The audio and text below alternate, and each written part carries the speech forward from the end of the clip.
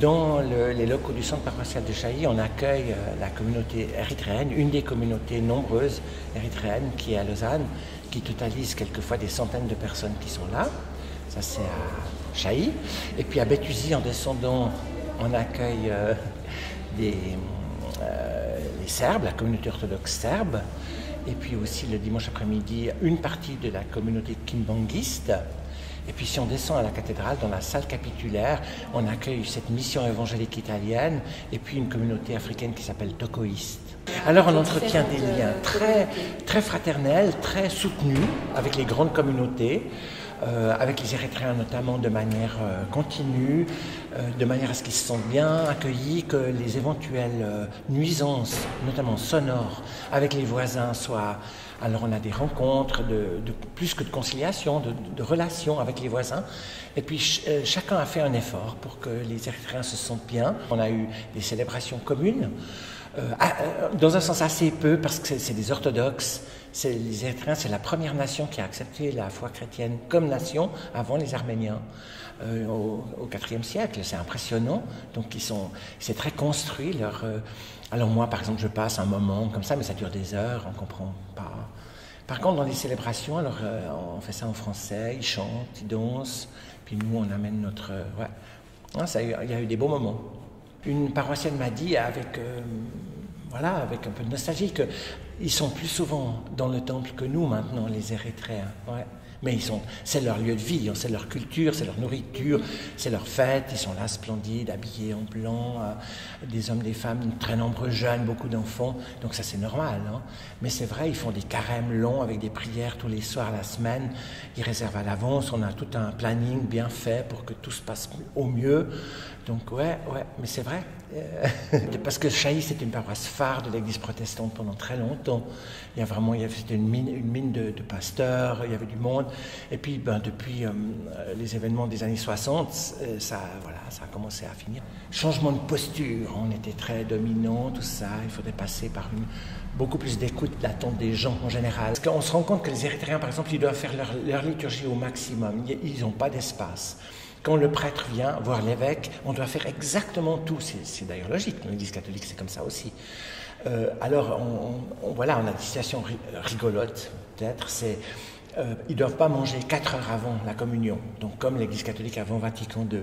Ce qui fait que quand ils doivent célébrer à 11h, 1h du matin, ils sont affamés. Donc ils essaient le plus possible d'avoir les cultes le matin. Mais nous, on a nos cultes le matin environ 3 fois par mois. Donc voilà, pour dire, il y a une fois on leur a demandé aussi, je ne me souviens plus, de faire une petite modification dans leur liturgie, peut-être de ne pas utiliser les tam-tams à partir de 10h du soir.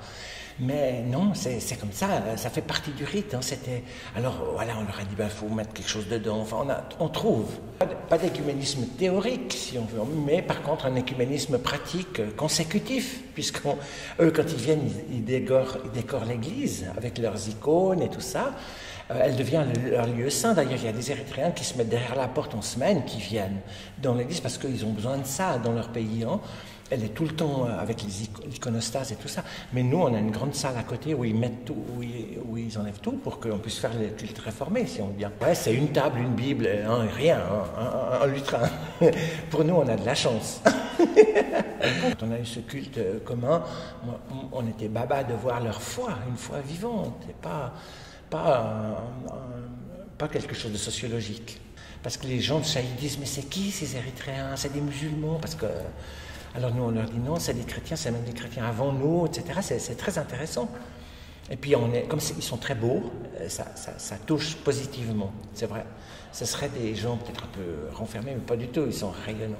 Globalement, on va dire qu'ils payent les frais occasionnés par le travail d'accueil, comme ça, c'est modeste. Je ne me rappelle pas des prix, mais enfin, peut-être c'est 100 francs pour un dimanche, un truc comme ça. Mais c'est vrai qu'ils pourraient sentir ça comme on donne de l'argent à l'église protestante, ils pourraient.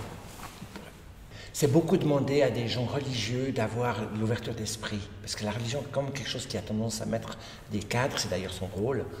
Donc, je ne sais pas qui dans la paroisse le vit comme on ouvre, comme on fait du dialogue interreligieux. Mais en tout cas, rendre service, puis utiliser ces bâtiments, puisqu'on les utilise de moins en moins. Parce que tous les jeunes gens, enfin les jeunes gens jusqu'à 65 ans, sont dans les églises évangéliques. Chez nous, On est très peu, quoi. On devrait être inclusif aussi avec eux, radical, inclusif aussi pour les évangéliques. Mais c'est difficile. C'est difficile d'être... C'est comme une vieille entreprise qui a 500 ans, puis une nouvelle qui a 50 ans. Les méthodes ne sont pas les mêmes. Ils sont adaptés à la postmodernité, les évangéliques. Nous, pas du tout.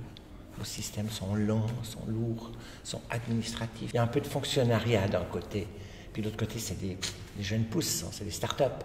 Puis eux, s'ils ne travaillent pas, ils ne mangent pas, en gros. Nous aussi, voilà. Ça nous simplifie le travail.